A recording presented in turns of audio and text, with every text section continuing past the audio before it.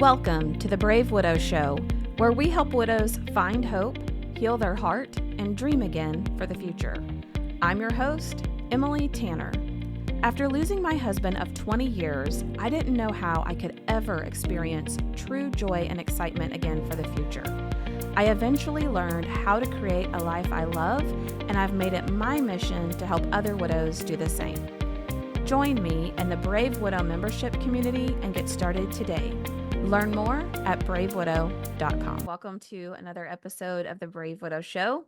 I'm here with Deanna Marie, and she has a lot of tips and insight that she's going to share with us today on some challenging relationship dynamics that you might have experienced or that you may be experiencing today. Deanna, welcome, and thank you so much for agreeing to come on the show. Oh, thank you so much for having me, Emily. I appreciate it. Yeah, so I know our audience would love to learn more about you and your background and some of what you do. So, do you mind to introduce yourself and share that? Of course. Thank you. Yeah, my name is Deanna Marie, and what I do is I am a life coach for women who are in relationships with alcoholic partners. They are not the alcoholic, it's actually their partner that they live with, that they're struggling with, are the people that I help. And how I got into this is over just about 20 years ago now. I was in a relationship for 20 years with my alcoholic ex-husband. And I was in my 30s at that point in time. And I really was looking for resources to help me. And there were the resources of Al Anon and self help books, and of course, therapy. But I didn't really find a place that what I was looking for. Like therapy, you go and you talk, but they don't really give you actionable advice, or they don't tell you what to do. And the same way goes with Al-Anon, and of course with self-help too. It's all one-sided. And I wanted to be someone that I was looking for someone at that time to really mentor me and guide me and get me through all these tough situations. And way back then, I decided I was going to be that resource for people in the future.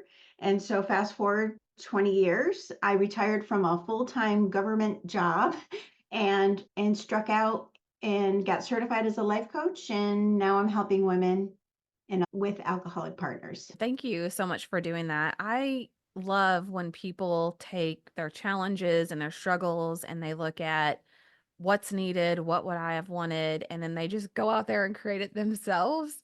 I just think that's such a great way to serve our community and to find passion and purpose in what we do. And for the audience, one of the reasons that I wanted Deanna to come on and to talk to you is because I hear from so many widows that have lost a spouse or a partner that was an alcoholic or someone that struggled with addiction. And that can cause a complicated type of grief where you're feeling like, okay, I'm sad. This was my person. I love them dearly.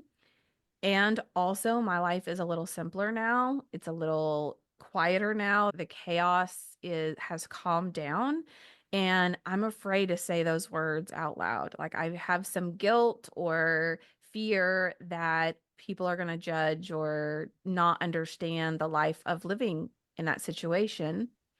You might also be in a situation where people didn't understand why you stayed in that relationship as long as you did. And so their sympathy for your grief may be diminished because in their mind, you've been set free in a way. So lots of different ways that we can look at this topic. But Deanna, what would you share about maybe we start with someone who's been in a relationship with someone who struggled with alcoholism and why we stay. That's probably one of the top questions that family and friends have is why do you put up with this or why do you give them another chance?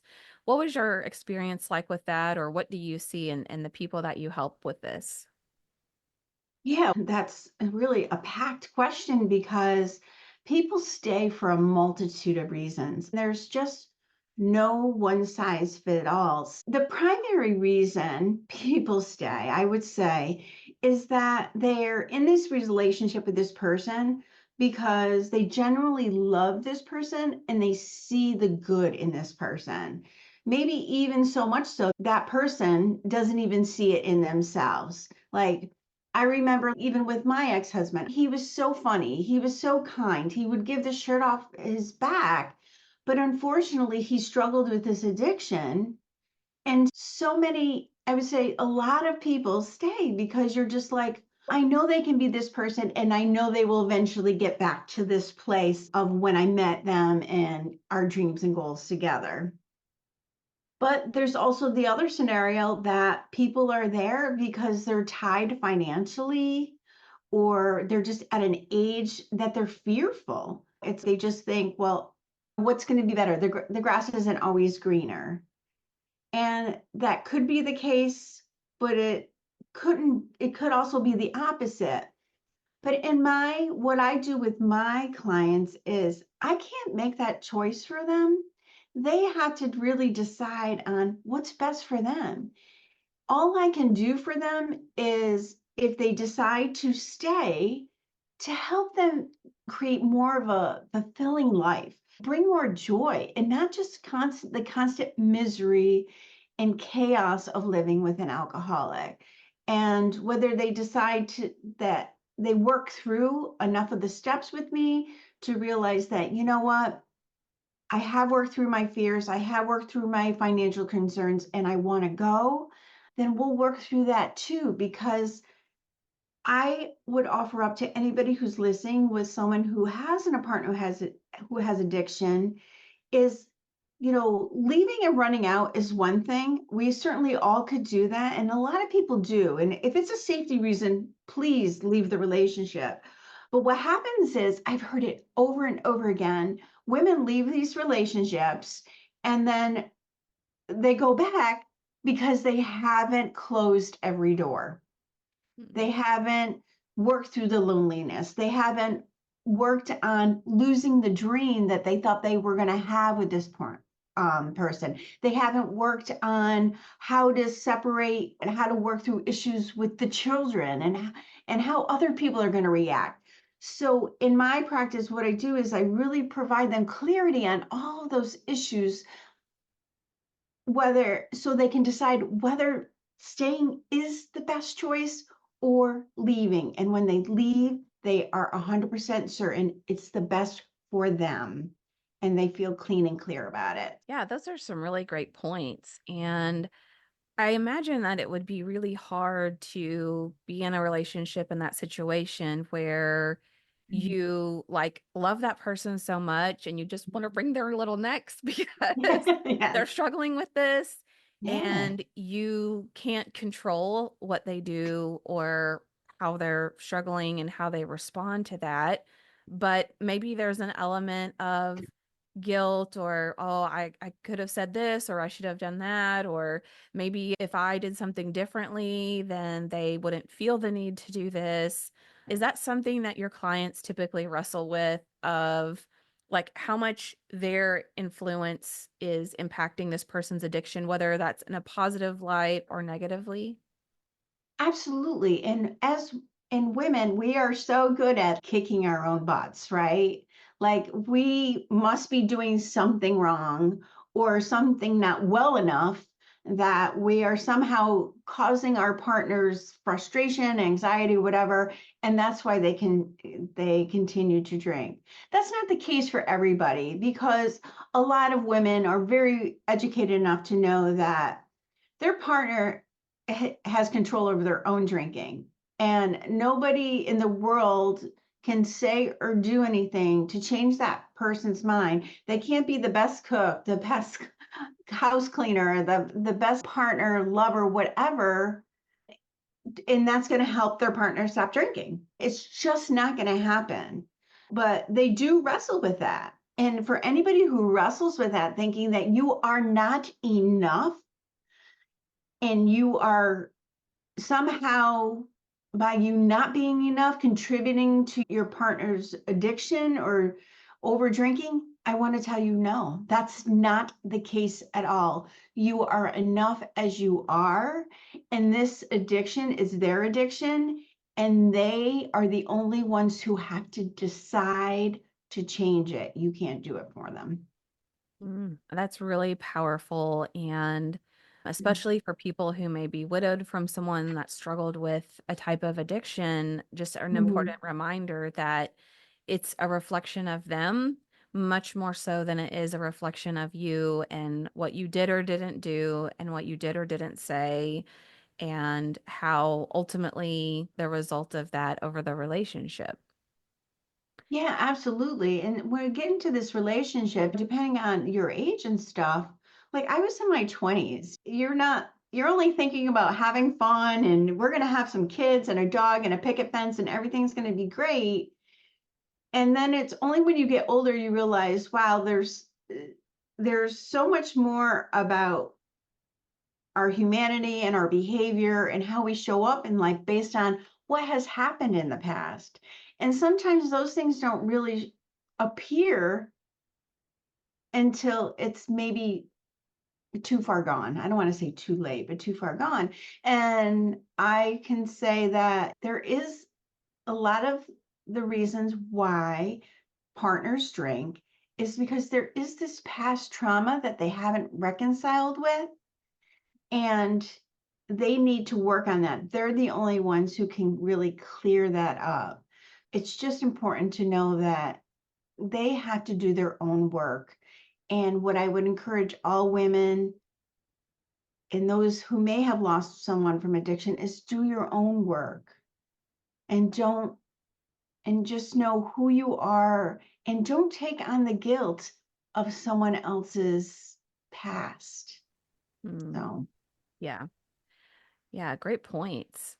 Now, what about somebody who is dating, let's say, mhm. someone and they think, wow, this person maybe drinks more than normal or they drink a lot, but I don't really know.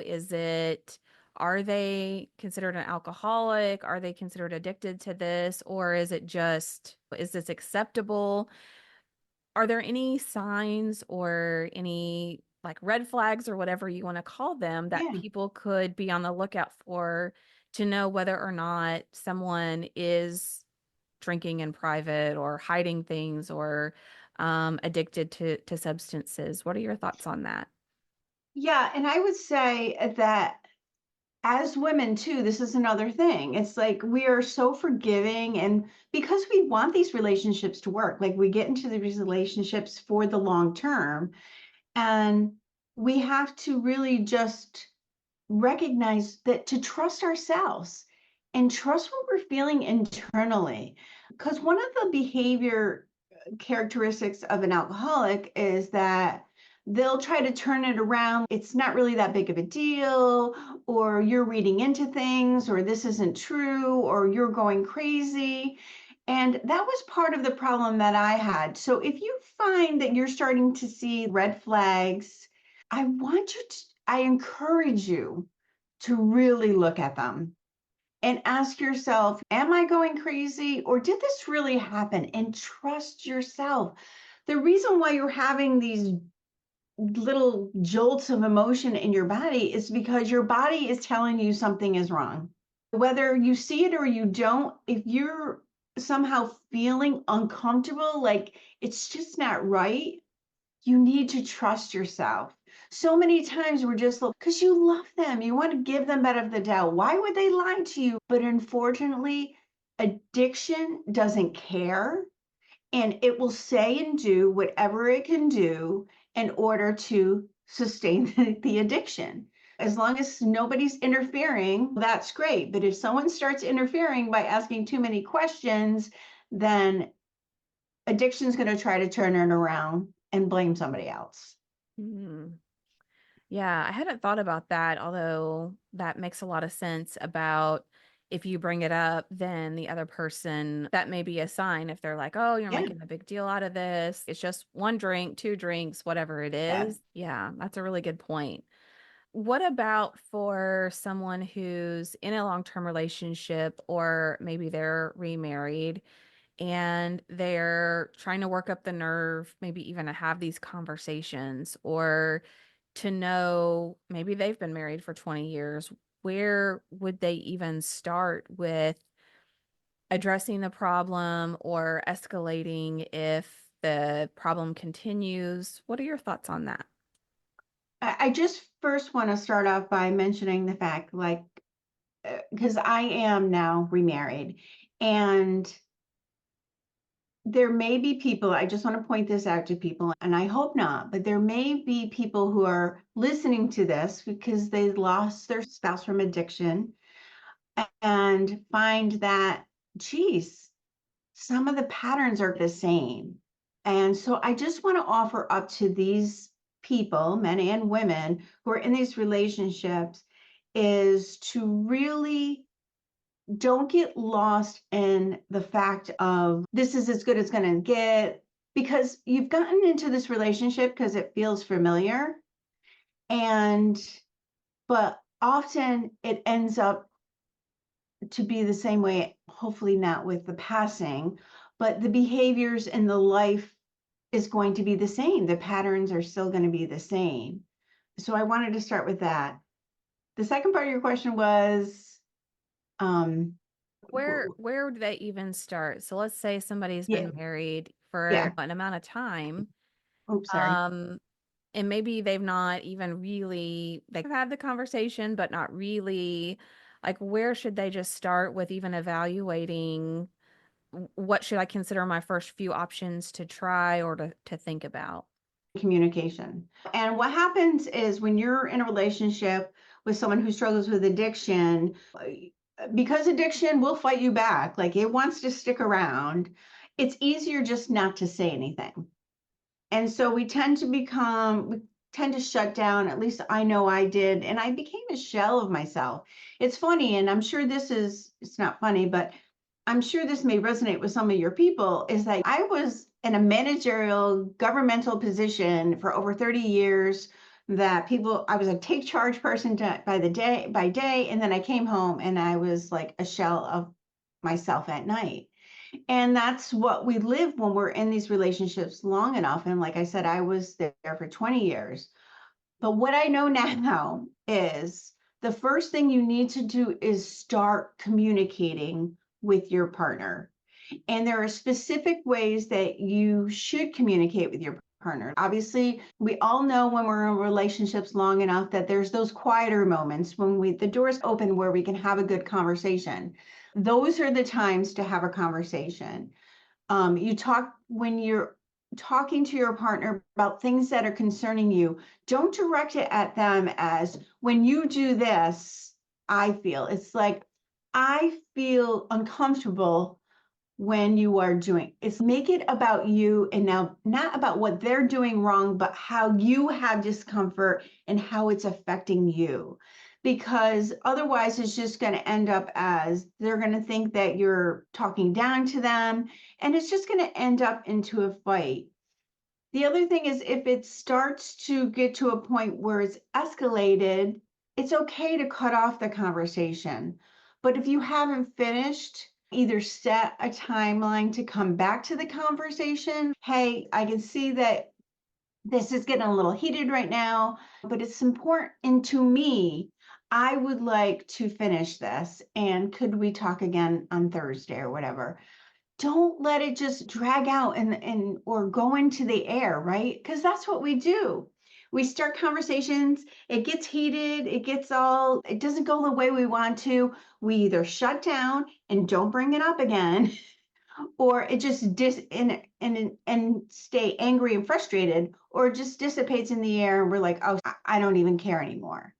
But that's not the truth, because it's still really bothering you. So to answer your question, communication. You have to talk to your partner about the things that are concerning you, so you can always be certain that you have the information from them about how they're feeling. Because if we don't finish a conversation and it's always out in the air, we can never have closure one way or another. Because then what happens, if you do decide to make another choice in your relationship, you're like, I never really got to the end of that conversation about whatever, the kids or moving or whatever. you need to have great communication. And then what after that, obviously, and this isn't all relationships, it's just setting boundaries, things that you will or will not accept. And unfortunately, if you've been in a past relationship with someone who has addiction, then in this current relationship, it's so important to start taking care of you, not just, you know, not just going through life. I say this, living your life, showing up for you, not getting up, going to work, and just letting life roll, having control over what you can do. And unfortunately, so many of us women, we just get in the patterns and emotions, get up, take care of the kids, get them off to school, go to work, come home, make dinner. We don't think about where we are in this equation. Where am I? And what happens is we lose ourselves again. And I say this really for the women who perhaps are widowed and are still trying to find their next step. What do you want? Mm. Where are you? Who do you want to be?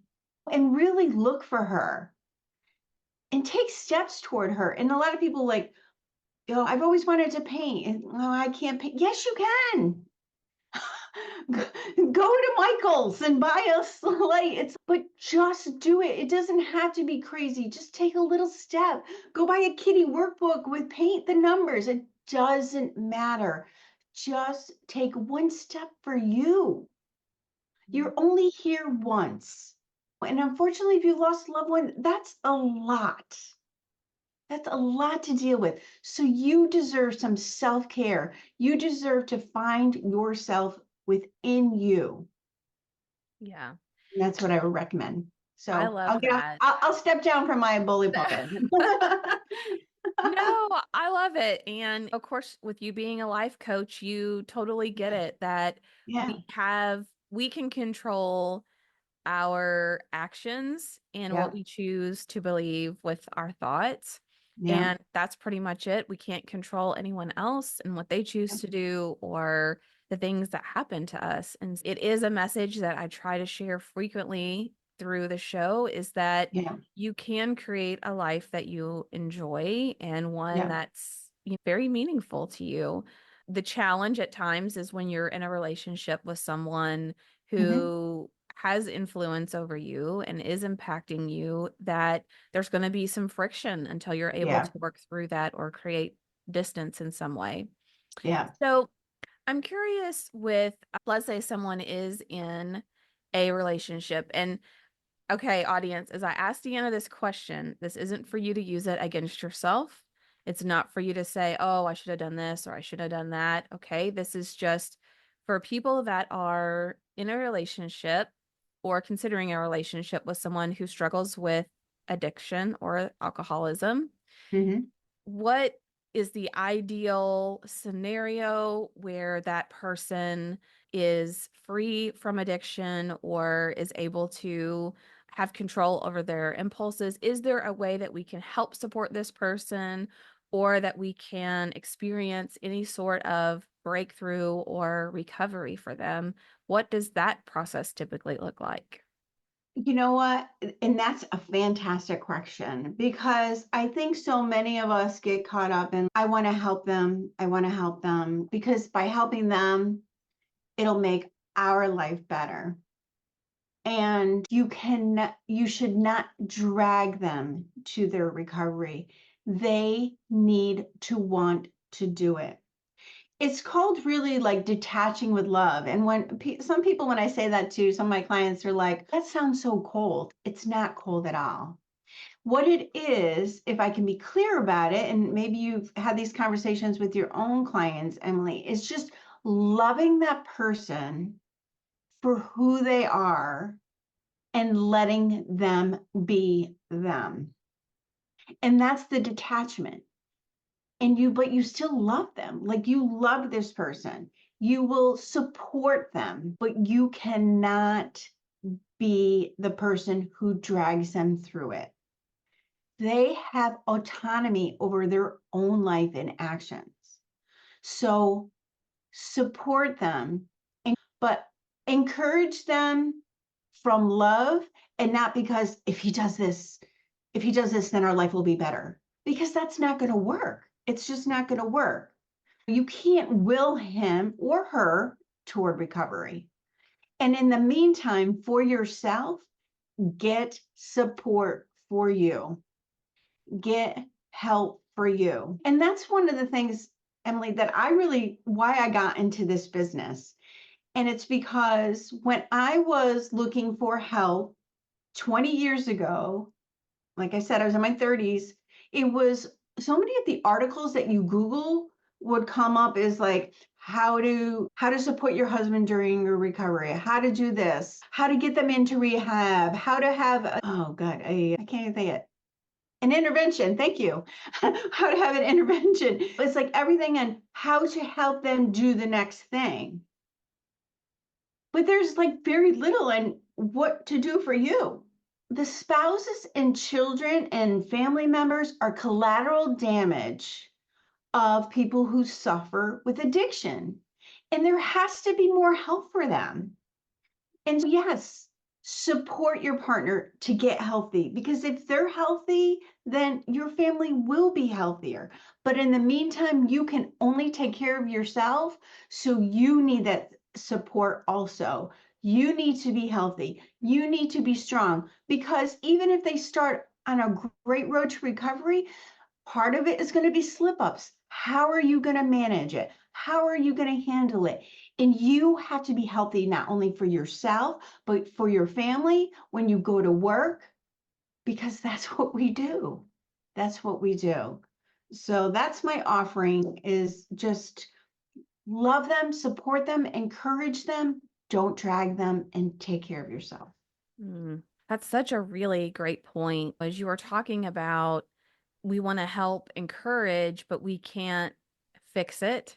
We Yes. can't force them to do it. It Yep. reminds me a lot of when people say things to widows thinking like, oh, if I tell them, oh, just give it time and you'll feel better, that makes the widow feel better. Or if I Yeah. say, just time heals all wounds, or this person's in a better place, or all of those things that as widows just drive us absolutely bonkers. Like, Yeah. in Yeah. that person's mind, it's because they think that they can take away our pain, that they can Yeah. somehow comfort us and make us feel better, and they can fix it. Yeah. But in that same way, we can't fix anyone else. We Yeah. can't want it more than they do and be Right. successful. And Yeah. I've been very fortunate that I haven't been in a familial or romantic relationship where someone struggled with addiction, but Hmm. I have had people that I've worked with, people on my team in the Hmm. corporate world that struggle with this, and it's Hmm. heartbreaking. Yeah. Just so heartbreaking to want someone to succeed more than they want it, and to have Yeah. to live in surrender to say, I can't force them to be successful. I can't force them to any sort of recovery. And so I have to stand back and let them take the actions that they're going to take. It's hard. I can't even fathom that being an intimate relationship would be Yeah. so much more difficult. Yeah. It is so hard because we do want it so much, and for our own reasons too, right? Again, it's going back to, we see the good, we have a family, we had dreams together, but it's really, we just have to let them have their own journey. And in the meantime, we need to get the support for us to make the best decisions for us, with or without this person in our lives. Hmm. Yeah. Thank you so much for sharing all of these insights and parts of your story with the audience. Mhm. If they want to learn more about you or about your process, or if they need help, what's the best way for people to find you and to connect with you? The best way is you can go to my website, which is just Deanna Marie, lifecoaching.com. That's Deanna, two N's, Marie, lifecoaching.com. And I make it pretty easy. I'm on Instagram at Deanna Marie Life Coaching and also on Facebook at Deanna Marie Life Coaching.